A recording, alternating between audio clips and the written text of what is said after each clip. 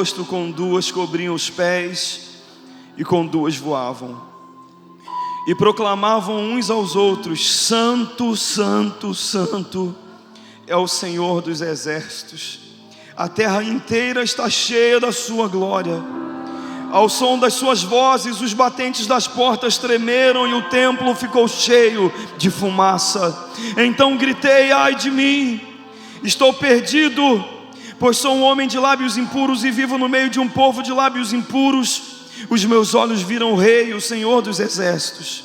Logo um dos serafins voou até mim, trazendo uma brasa viva que havia tirado do altar com uma tenaz. Com ela tocou a minha boca e disse: veja, isso tocou os seus lábios, por isso a sua culpa será removida e o seu pecado será perdoado. Então ouvi a voz do Senhor conclamando: quem enviarei, quem irá por nós? Eu respondi: eis-me aqui, envia-me a mim. Ele disse: vá e diga a esse povo. Se eu posso dar um título para o que eu vou falar hoje, seria avivamento, um encontro com a glória de Deus. Me parece que esse termo avivamento perdeu um pouco o seu significado. Às vezes as gerações mudam e as palavras perdem a profundidade, o significado, o real sentido. No ano de 2014, se não me engano, eu estava começando, era o início do ano de 2014, eu estava começando o terceiro período de psicologia na Estácio, e eu estava numa crise profunda. E eu comecei a acordar de madrugada e falar: Deus, eu não aceito viver assim, e eu quero viver um evangelho mais radical, eu quero ver o reino do Senhor se manifestar mais através da minha vida. Eu não quero ser um pastor redondinho, bonitinho, de domingo à noite. Eu quero viver uma coisa maior, uma coisa nova. E aquelas madrugadas eu acordava, eu gritava com Deus. Eu dizia: Deus, se o Senhor não fizer alguma coisa na minha vida, eu vou morrer. Ou se o Senhor faz alguma coisa, eu vou morrer. E madrugada após madrugada eu acordava, e eu comecei a ouvir a voz do Senhor, e Ele começou a falar comigo. Foi uma série de coisas que o Senhor falou ao meu coração, mas todas elas estavam dentro de um mesmo assunto. Ele falava comigo sobre o governo do céu sobre a terra. Ele dizia: Tiago, eu procuro pessoas na terra que estejam dispostas a manifestar aquilo que eu estabeleço no céu. Pessoas que estejam dispostas a pagar o preço, a irem até as últimas consequências, para manifestarem na terra aquilo que eu estabeleço no céu. Então, noite após noite eu fui ouvindo aquilo, e uma das coisas que Deus falou comigo foi, é isso que eu vou falar com vocês nessa noite. Isaías, ele já era um profeta. No capítulo 6, o ministério profético de Isaías está acontecendo. Ele já estava na igreja, ele já sabia alguma coisa, mas ele não sabia tudo o que Deus tinha, ele não sabia qual era o destino dele. Mas naquela noite, algo aconteceu. Quer dizer, eu acho, sei lá se foi noite e dia, naquele dia alguma coisa aconteceu. Isaías era um profeta, ele era parente do rei Uzias, ou seja, ele era membro da família real. Isaías era um poeta, ele era um estadista, ele era um homem muito renomado, muito conhecido. Mas ele fala que no ano em que o rei Uzias morreu, ele teve um encontro. Ele diz: eu vi o Senhor. Não foi ninguém que falou, não foi uma conferência que eu fui, eu vi o Senhor. Ele fala de um encontro que ele teve com a glória de Deus. E sabe, muitos de vocês que estão aqui nessa noite, vocês são sinceros, vocês têm feito algo, mas muitos de vocês tiveram um encontro só com a igreja. E o encontro com a igreja é bom, ainda mais uma igreja legal igual o Projeto Vida Nova. Só que o encontro com a igreja não muda a sua vida. O que muda a sua vida é o encontro com a glória de Deus. E eu ouço pessoas falando: a glória de Deus está aqui, a glória de Deus está ali. E sabe, eu acho que essa expressão também perdeu um pouco o seu sentido. A gente não sabe de verdade o que significa a glória de Deus. Uma coisa é Deus estar presente em todos os lugares, a sua onipresença. Outra coisa é a manifestação da sua presença. Há uma palavra bíblica no Antigo Testamento que se refere a isso. É a kabod, é o peso da glória de Deus. Há muitas ideias erradas sobre avivamento. Há uns anos atrás, um adolescente lá na nossa igreja falou para mim: pastor, eu estou vivendo um avivamento. Eu falei: é mesmo? Estou, pastor, sim. Pá. Eu falei: caramba, que legal. Uma semana depois ele estava desviado. Eu falei: caramba, qual é a ideia que essa geração tem de avivamento? O que é avivamento? Uma série de reuniões especiais? Não. Avivamento não é um culto. Avivamento não é uma conferência. Eu posso chamar culto de avivamento, conferência de avivamento, porque eu vou falar sobre avivamento. Mas avivamento não é um culto ou uma conferência. Eu já vi fachadas de igreja assim: avivamento aqui todas as quintas. E os outros dias? Avivamento não é uma agenda da terra, é uma agenda do céu. Eu posso buscar avivamento, eu posso orar por avivamento, mas quem promove, quem envia avivamento é Deus, não é o homem. Não é a nossa agenda que determina quando vai ter avivamento. É uma agenda do céu, é uma agenda do alto. Os sociólogos descrevem avivamento como uma série, uma orgia de emoções. Não tem nada a ver, eles erraram muito feio. Avivamento não é cair pelo Espírito, não é orar em línguas. Avivamento não tem nada a ver com você vir aqui à frente e pular pra caramba. Eu sou apaixonado por uma frase de David Wilkerson. Ele dizia: eu já estou cansado das músicas que fazem os jovens pularem ao invés de dobrarem os seus joelhos. Não quer dizer que você não pode pular, que você não pode dançar, amém. É bom, mas eu entendi o que ele quis dizer. Ele estava falando de uma vida de temor, de reverência, de entender quem Deus é, de conhecer a Deus na profundidade e não superficialmente. Avivamento não é você chorar, avivamento não tem nada a ver com isso. A palavra avivar no hebraico significa algumas coisas, uma delas preservar. Uma outra coisa, avivar no hebraico significa manter vivo. Ou seja, chega uma hora na sua caminhada que ou você vai experimentar um avivamento, ou você vai experimentar um funeral. É avivamento ou morte, porque o avivamento vem para manter você vivo. Alguém já disse que avivamento é a entrada de nova vida em um corpo que já está morrendo, em um corpo prestes a tornar-se um cadáver.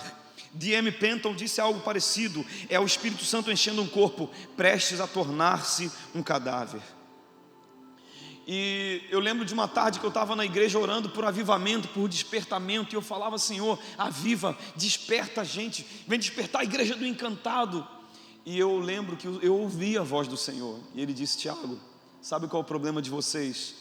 É que para vocês avivamento, despertamento, é o meu mover dentro da igreja, e para mim é o mover da igreja lá fora. Eu falei: caramba. E ele disse: Tiago, a minha igreja não é um corpo. E eu falei: é isso que eu aprendo com a Bíblia. E ele falou: pois bem, a minha igreja é muito boa de boca, mas ela tem problemas nos pés e nas mãos. E sabe, Deus estava falando comigo da minha realidade no encantado. Não tá, se isso servir para você, você pega aí. E eu falei: caramba. E Deus dizia: a minha igreja é muito boa de boca. Essa geração tem os melhores pregadores, inteligentes. Vocês têm acesso a informações, vocês pregam muito bem. A igreja é boa de boca, mas ela tem problemas nos pés e nas mãos. Ela não se move como ela deveria se mover, e ela não toca onde ela deveria tocar. Eu falei: meu Deus, eu caí em prantos. E Deus foi falando comigo naqueles dias, Deus foi falando comigo naquelas madrugadas. A gente vê jovens que vão para shows, porque não tem nenhum outro nome para arrumar. Eles vão para shows evangélicos e saem de lá e postam no Facebook: noite de avivamento. Por quê? Porque viu o cantor que gosta, ouviu a música que gosta e pulou e chorou. Lá na nossa regional, durante muitos anos eu lidei com acampamento de jovens tal, e nós tínhamos uma equipe, a gente promovia os acampamentos, a gente ligava para muita gente do Brasil todo: pô, vem estar com a gente no acampamento. E sabe que eu ouvi de muitas bandas que vocês vão nos shows deles falando que é avivamento aquilo? Uma delas, uma banda muito renomada, falou para mim: pô, cara, que legal, pô, a gente ama o Projeto Vida Nova, a gente vai sim, é só enviar para a gente uma oferta de amor de R$8.000 e a gente vai e tal. Eu falei, assim, não entendi. Não, uma oferta de amor. Eu falei, de amor a quem, cara? 8 mil reais, tal. Cara, e se não cobrar, a gente dá oferta. A gente ama ofertar e semear na vida dos irmãos. Mas se cobrar, cara, eu não chamo não. Eu falo, cara, me desculpa, valeu, obrigado.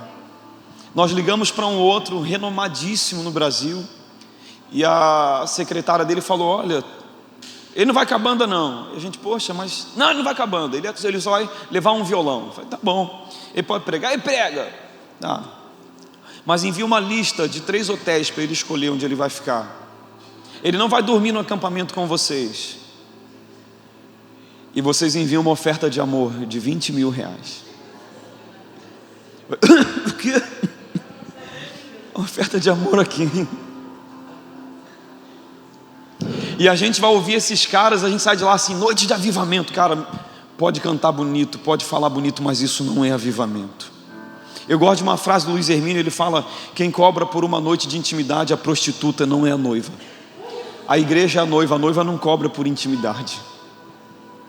A noiva tem intimidade por prazer, por alegria, por paixão, por vontade própria. Eu poderia citar aqui algumas histórias de avivamentos. John Wesley, Charles Finney, homens que andavam pelas cidades e os bares fechavam as portas com vergonha. Homens que entravam em restaurantes e muitos arrancavam os rótulos das bebidas alcoólicas com vergonha por causa da vida desses homens. Mas eu quero contar um episódio que aconteceu uns anos atrás em Houston. Talvez você conheça.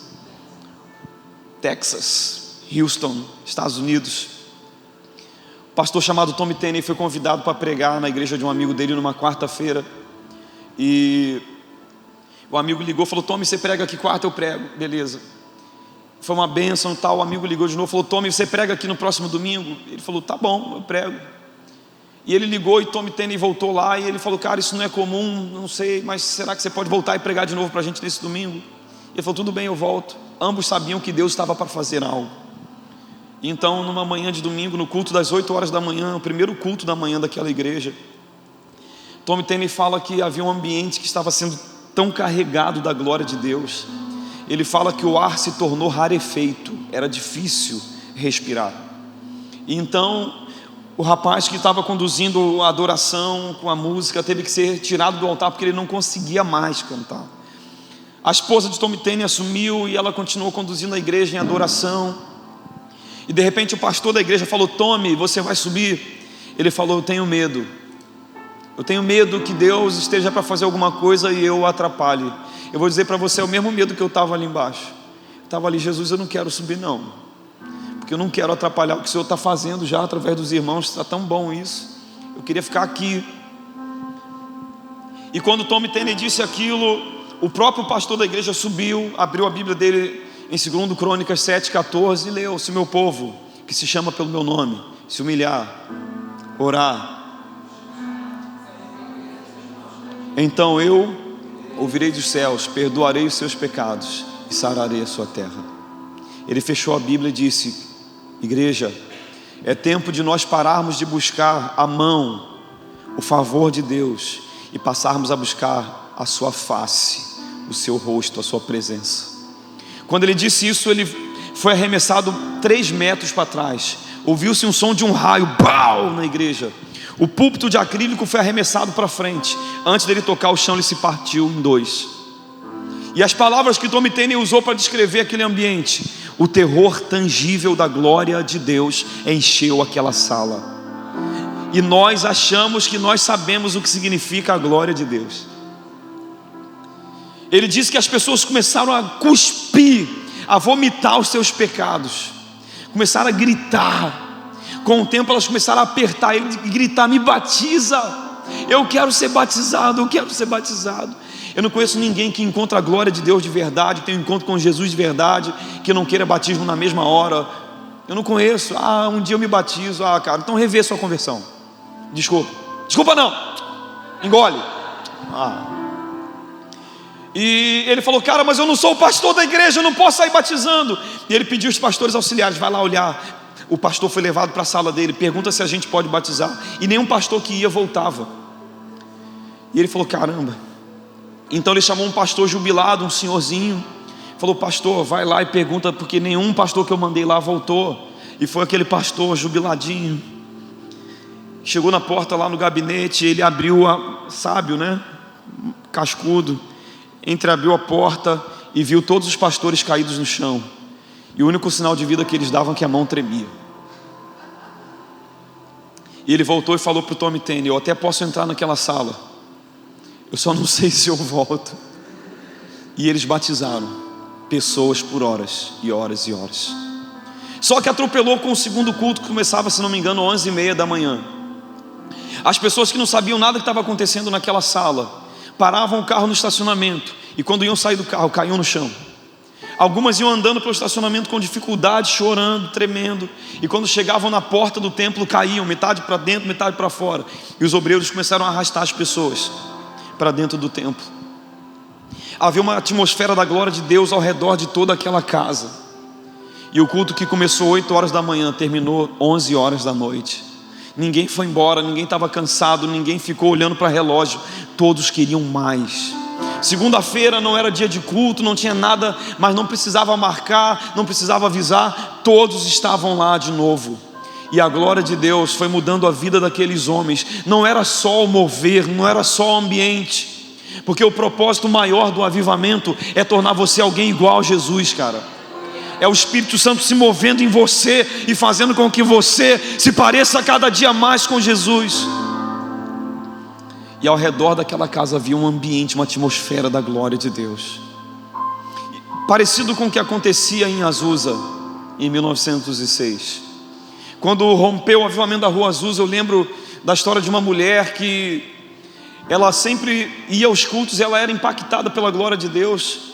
Alguns historiadores relatam que às vezes até 5 quarteirões em volta da igreja da rua Azusa havia um ambiente cheio da glória de Deus, e as pessoas nas ruas eram tomadas e caíam no chão e ficavam lá sendo ministradas. E essa mulher chega em casa um dia e o marido fala: e aí, como é que foi o culto? Ela falou: foi uma bênção. E como é que estava a igreja? Ela falou: eu não sei, tem 5 semanas que eu não consigo chegar lá. Ela caía na rua e ela ficava lá sendo ministrada pelo Senhor até ela conseguir voltar. Eu quero fazer uma pergunta para você: quantos aqui querem ter de verdade um encontro com a glória de Deus? Você tem certeza? Tem certeza? Vou te afirmar uma coisa, não acha que eu sou herege não, depois você resolve com o pastor Sérgio, ele te explica isso. A glória de Deus vai arruinar a sua vida.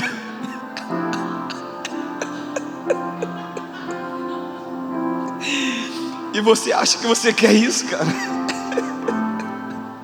A glória de Deus vai acabar com você, vai destruir a sua vida. Quantos querem ter um encontro com essa glória?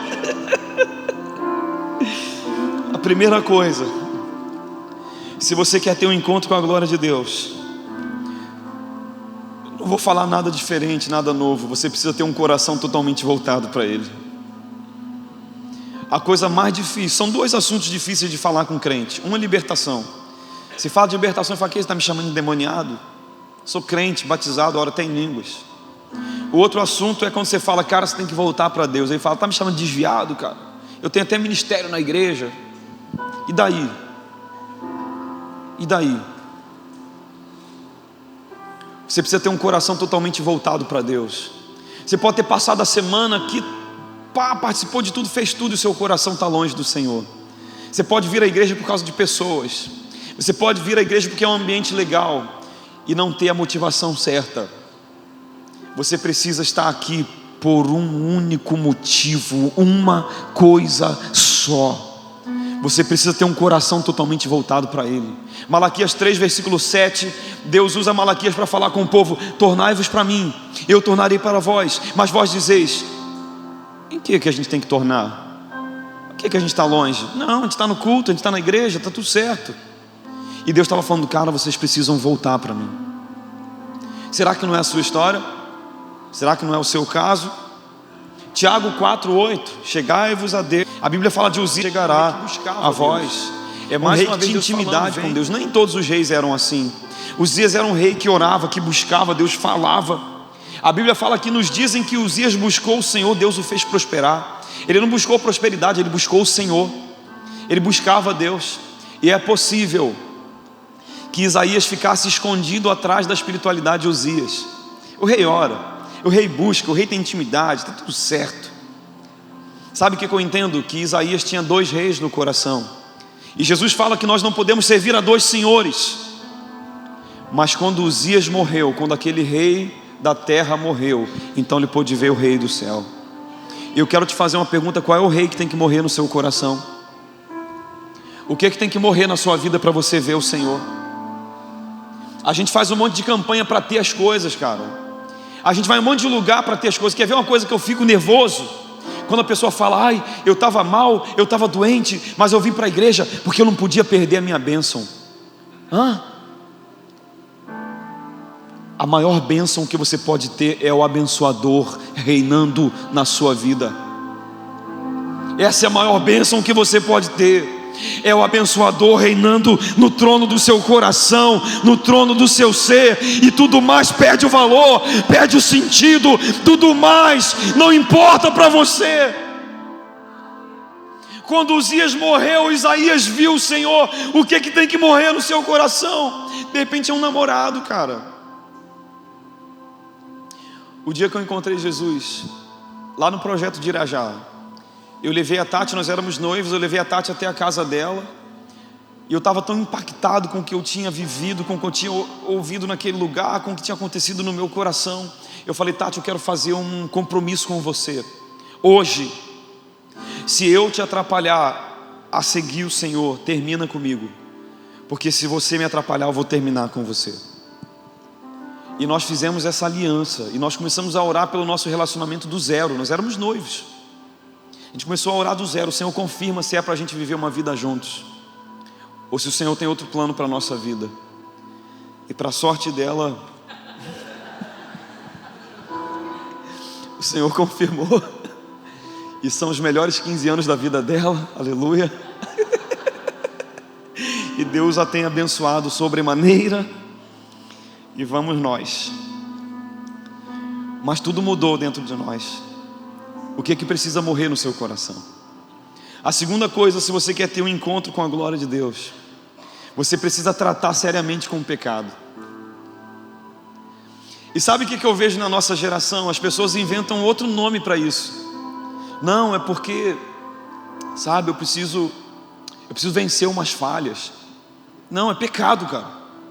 Não, porque eu dei umas escorregadas. Não, você pecou. E a gente vai inventando outros nomes, sabe? Não, porque é que eu tenho umas fraquezas. Não, você tem pecado mesmo, cara. Você precisa tratar seriamente com o pecado. Eu não estou dizendo que eu sou santarrão, nem isso não, cara. Mas a gente precisa levar isso a sério.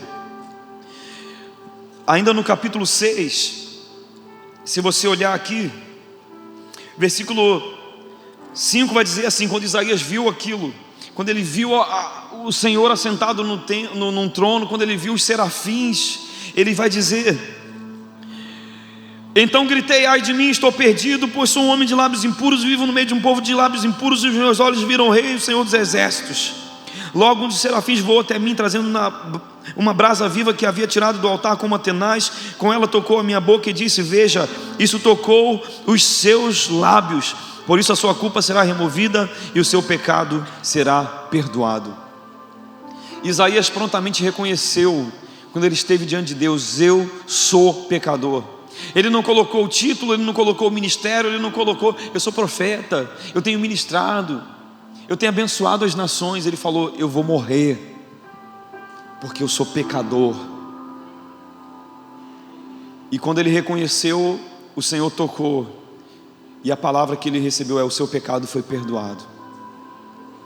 Você precisa tratar seriamente com o pecado. O próprio Isaías vai dizer no capítulo 59, versículos 1 e 2, ele vai resumindo, ele vai dizer que os nossos pecados, as nossas iniquidades fazem separação entre nós e o nosso Deus. O meu último emprego secular, eu me dedico ao reino de Deus, tempo integral, desde 2007. Eu fui ordenado pastor em 2008. Mas no meu último emprego secular, era uma microempresa, a gente tinha ali uns 14 funcionários. E quando eu cheguei lá, fiz a entrevista, o chefe perguntou: você é crente? Eu falei: sou. Ele falou: tá, eu só tive problema com crente aqui, todos me deram trabalho, mas eu vou te dar uma chance. Eu falei: Jesus, que pauleira. E eu lembro que as pessoas ficavam, sabe, tinha uma moça lá que ficava me zoando, mas eu não sabia que ela estava me zoando. Ela ficava assim para mim: vem cá, eu ouvi dizer que você disse que você é amigo de Deus. Aí eu falava todo inocente: sou. Ele fala comigo. Eu não sabia, mas aí por trás ela falava: cara, esse garoto é louco, cara, que isso, Deus fala com ele, loucão. Aí no outro dia ela vinha: vem cá, como é que é esse negócio de Espírito Santo? Eu falava: ele mora em mim, e ele quer morar em você. Depois ela ia falar por trás: cara, loucão, quem é Espírito Santo? Esse garoto é louco. E ficava falando de mim por trás, e todo dia ela me perguntava uma coisa. Um dia ela chegou para mim e falou: posso te dar um abraço? Eu falei: pode. De repente ela voou no meu pescoço: Tiago, obrigado. Eu falei: pelo quê? Ontem eu entreguei minha vida para Jesus e tal, não sei o quê. E eu falei: ah, tá, que legal. Ela: não, você não entende. Eu falei: não, que bom que você entregou a vida para Jesus. Ela: não, você não entende, Tiago, tudo que eu perguntava para você era para te zoar por trás. Só que você foi falando aquelas coisas, aquele negócio foi entrando em mim, e aquilo foi entrando em mim. E quando eu vi, meu coração estava diferente, eu entreguei minha vida para Jesus. Eu falei: o evangelho é um negócio muito perigoso, cara. Não brinca com isso não. E todo dia ela chegava: como é que eu oro? Aí eu falava: assim, você vai aprender. Ela: caramba, mas eu não consigo orar mais do que 5 minutos. Eu falava: calma, você não tem intimidade com Deus ainda. Você vai ter. Quando você não tem intimidade, você não tem muito papo, mas você vai desenvolver. E todo dia ela vinha, aquela fome, aquela sede. Quando eu saí daquela empresa, ela me ligou. Ela já tinha saído antes de mim. Ela me ligou, ela me achou: onde é que você está? Eu falei: eu estou trabalhando aqui na igreja do Meia com o pastor Isaías. Ela falou: posso ir até aí? Era final do ano, vacas magras, sabe, para mim estava difícil. E ela chegou lá com 2 tickets de mercado e uma cesta de Natal. E ela falou: Tiago, eu queria insistir muito, por favor, não rejeita isso daqui. Eu queria ser grata, eu queria te dar essas coisas. Eu falei: tá, tudo bem, pode me dar. Estava mal, caramba. E ela falou: eu queria ser grata, porque hoje eu continuo firme com Jesus. O meu noivo se converteu, nós nos casamos, e eu estou grávida, e a minha família ama o Senhor.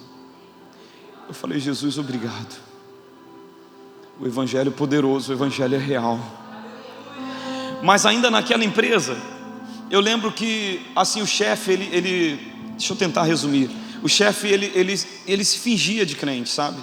Então a gente chegava de manhã, ele estava com a porta da sala dele entreaberta, orando: Jesus, abençoa meu funcionário Tiago, abençoa o fulano. E ele passava uma imagem de crente para todo mundo. Só que ele tinha tido uma amante lá, e ele teve uma filha com aquela amante. Os filhos dele, 3 filhos, trabalhavam na empresa. E ele tinha hoje, naquele momento, ele tinha um caso com uma outra menina lá do trabalho. E eu ouvia os caras falando: como é que eu vou me converter? Como é que eu vou para a igreja com um cara desse? E eu amava aquele homem, eu orava muito por ele. E ele tinha... essa amante era uma mulher, era uma loura de 1,80 m, olhos azuis, olhos verdes, muito bonita. De repente ela começou a dar em cima de mim. E sabe, eu sou muito difícil de perceber essas coisas, muito difícil, eu sou muito lento. A Tati reclama comigo pra caramba. Ela fala: cara, você é meio bobão, né? Assim, você não percebe a moça. É mesmo. Eu falei: Tati, mas você também acha que eu sou, sei lá, né, o galã? Porque todo mundo, na sua opinião, dá em cima de mim. Ela: não, você que não percebe. Tá. E lá no trabalho eu percebi. Ela ia na porta da minha sala, parava assim. Tô falando sério. Vamos tomar um café. Eu achava aquilo meio estranho, né? Não era um comportamento que ela tinha comigo normalmente. Um dia ela foi na minha mesa assim, abaixou para falar comigo, um decote que dava para ver o umbigo dela. Eu falei: o sangue de Jesus tem poder. essa empresa tinha um setor embaixo e um segundo andar. Era um subterrâneo e um andar de cima. O subterrâneo fechava assim 5 da tarde, em cima fechava às 6. Eu trabalhei lá embaixo, fui promovido para trabalhar lá em cima. Então quando fechava lá 5 horas, alguém precisava pegar alguma coisa lá, eu ia, porque eu já tinha trabalhado lá, eu sabia tudo daquele setor. Era enorme e um breu. Você só acendia a luz assim no meio do setor, tinha que ir andando e tal. Você tinha que conhecer o setor para acender a luz e pegar o que tinha que pegar. E um dia o chefe falou: eu preciso que alguém pegue alguma coisa lá embaixo. Naturalmente eu iria. E ela falou: eu vou com você, Tiago. Eu falei: meu Deus. Eu peguei a chave e saí correndo que nem um louco. Desci as escadas. Entrei, acendi a luz, peguei o que tinha que pegar e voltei correndo. Quando eu estava subindo a escada, ela estava descendo. Eu vou com você. Não, já peguei. Tá tudo tranquilo, eu já peguei. Tudo isso aí, tá tudo certo, tá tudo tranquilo. Eu já peguei. Um dia, eu estava subindo a rua da empresa, encontrei essa menina que se converteu. E quando a gente foi entrar, essa loura abriu a porta para nos dar bom dia, beijou a menina e ela esticou um bicão para me beijar. Gente, diante de Deus, eu fiz assim: bom dia. Eu confesso que eu dei aquela olhadinha para trás e ela estava lá na porta. Parece radical, né? Foi assim que eles começaram a me chamar lá: esse cara é radical, esse cara é maluco, esse cara é isso, esse cara é aquilo. Mas eu sabia que eu tinha que fazer aquilo, senão eu ia pecar. E eu cheguei um dia em casa, chamei a Tati, falei: Tati, preciso te falar uma coisa, tem uma loura de 1,80 m de olhos verdes dando em cima de mim no trabalho. Ela falou: o quê? Eu falei: tem uma loura de 1,80 m e olhos verdes dando em cima de mim no trabalho. Ela falou: o quê? Eu falei: calma, Tati, eu estou bem, eu estou tranquilo, mas eu preciso falar isso para você, para a gente orar junto, porque isso é uma coisa do inferno. Porque eu aprendi que quando a gente traz a luz, o diabo perde as forças. Então a gente começou a orar, e a Tati me ligava: e aí, como é que está hoje? Eu falava: ora, porque o capeta está nervoso aqui.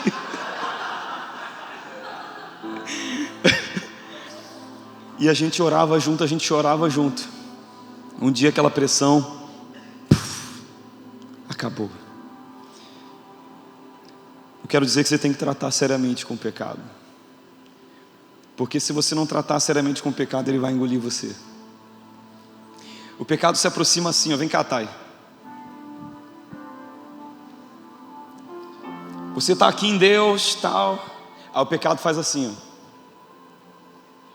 Aí você só dá uma olhadinha para ele, assim, ele pisca para você, rola um flerte, e ele faz assim de novo. E você está meio sensível, você fala: ó, para. Aí ele faz assim. Aí você fala: não me toca assim que eu gosto. Ele faz assim. E você fala: ai, está mexendo comigo, estou todo arrepiado.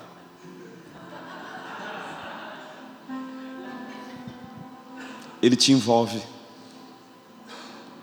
Ele te seduz. E você não pode viver a glória de Deus assim. Sabe, naquelas madrugadas, eu preciso encurtar aqui. Naquelas madrugadas, eu acordava gritando: Deus, eu quero mais.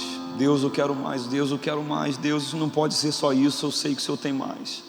E o Senhor falava: o governo do céu na terra, o governo do céu sobre a terra. Então eu tive um sonho com 2 meninas da faculdade. E quando eu acordei, Deus falou: você vai procurar elas, e você vai começar um grupo lá na faculdade. Eu falei: caramba. Eu procurei aquelas meninas e eu falei: poxa, eu tive um sonho com vocês e Deus falou isso, isso, isso. Elas falaram: isso é de Deus. Isso é de Deus. E nós começamos a espalhar: nós vamos começar um grupo aqui na faculdade e a gente vai se reunir no dia tal, depois da aula tal. Sabe quem mais criou dificuldade para participar do grupo? Os crentes. Inclusive pastores. E na primeira reunião, lembro que a gente procurou uma sala lá e a gente estava, eram uns 4 não crentes e uns 3 crentes, mais ou menos assim. Eu falei: caramba, primeira reunião, não sei nem o que fazer, mas eu sou pastor, o pastor prega, então vou pregar. E eu comecei a pregar. E o menino toda hora, mente de universitário, né? Pastor, o que significa isso aí que você falou? Aí eu falava: pastor, e essa outra coisa que você falou? Aí eu falava. Teve uma hora que eu falei para mim mesmo: caramba, esse cara está me atrapalhando. O Espírito Santo falou: pode estar atrapalhando a você, mas a mim ele não está atrapalhando nada. Eu falei: caramba. E eu tentando pregar, aí uma menina não crente levantou a mão e falou: pastor, eu queria te fazer uma pergunta. Por que você não começou esse grupo há mais tempo, hein? Eu baixei a cabeça e mais uma vez eu respondi para mim mesmo: porque eu sou uma mula.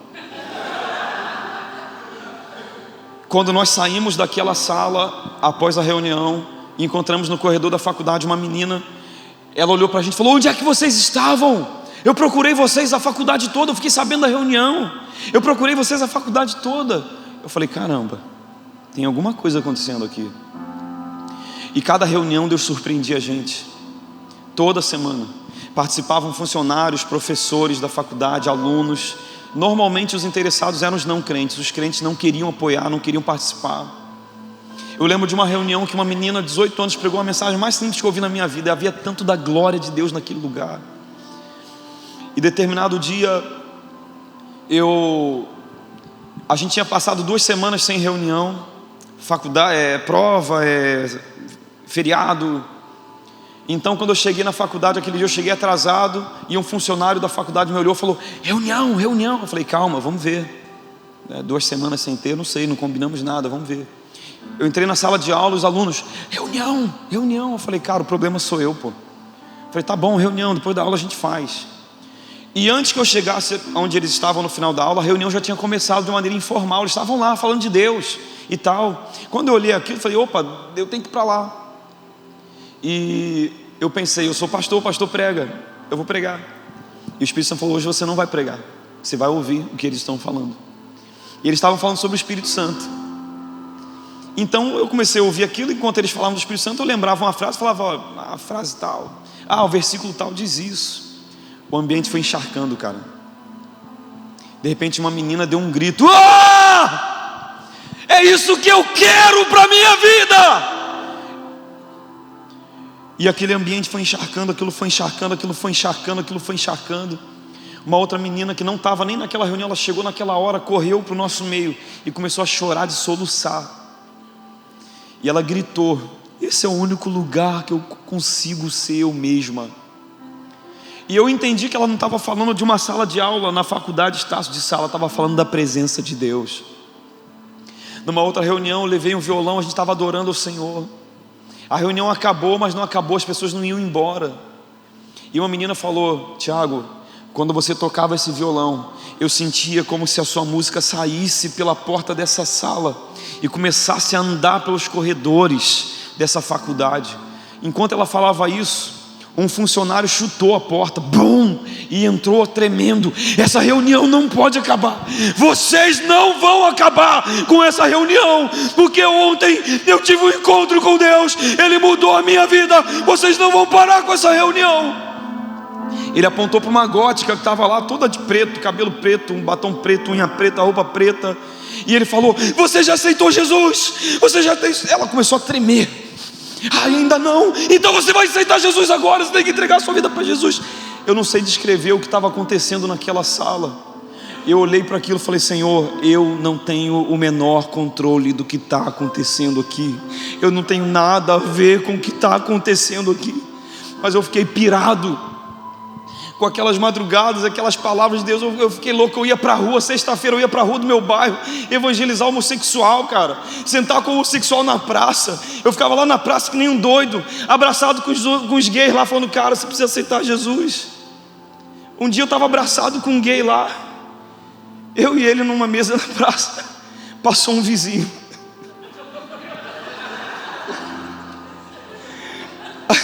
Aí ele foi olhando assim: pastor? Eu falei: Deus te abençoe, querido. Eu pensei: não vai adiantar explicar, vai ser pior, deixa ele pensar o que ele quiser, o problema é dele. Mas eu estava pirado, eu estava doido, e eu estava: Senhor, eu quero mais, eu quero mais. E ele falava: o governo do céu sobre a terra, o governo do céu sobre a terra. Então ele me fez olhar Maria, e ele me fez olhar as circunstâncias em que Maria engravidou de Jesus. E ele disse: sabe o que foi Jesus no ventre da Maria? Algo que eu estabeleci no céu e ela manifestou na terra. E ele falou: Tiago, se você continuar fazendo isso, eu vou arruinar a sua vida. mas é a melhor coisa que vai te acontecer. E eu falei amém. Quando o anjo anunciou Maria que ela ia engravidar de Jesus, ela não sabia nem como ela ia fazer aquilo, mas ela fala em Lucas 1:38: eis aqui a serva do Senhor, que se faça em mim conforme a tua vontade, conforme a tua palavra. Ela estava disposta. Quantos estão dispostos a manifestar aquilo que o Senhor está estabelecendo agora mesmo no céu? E eu lembro que uma hora Maria sai da casa dela e ela vai encontrar com Isabel, que estava grávida de João Batista. E a palavra fala que quando Maria chega diante de Isabel, a criança no ventre de Isabel começou a se revolver. E sabe o que eu aprendi com isso? Quando você carrega Jesus de verdade, você causa uma revolução no interior das outras pessoas. Se você carrega Jesus de verdade, você causa um impacto no interior das outras pessoas. Aquelas madrugadas mudaram a minha vida, mas eu sei que Deus ainda tem mais. Eu sei que Deus tem mais para você. Eu sei que Deus tem mais para essa geração. Eu sinto uma rachadura no céu, sabe? Eu sinto uma rachadura no céu. Eu sinto que o Senhor está voltando sobre a nação brasileira, cara. Eu não estou dizendo que Ele foi embora, não é isso não. Estou falando de avivamento. Eu sinto Deus voltando sobre a nossa nação. E se você quer ter esse encontro com a glória de Deus, trata seriamente com o pecado, cara. E você precisa ter um coração totalmente voltado para Ele. Eu quero convidar você a ficar de pé.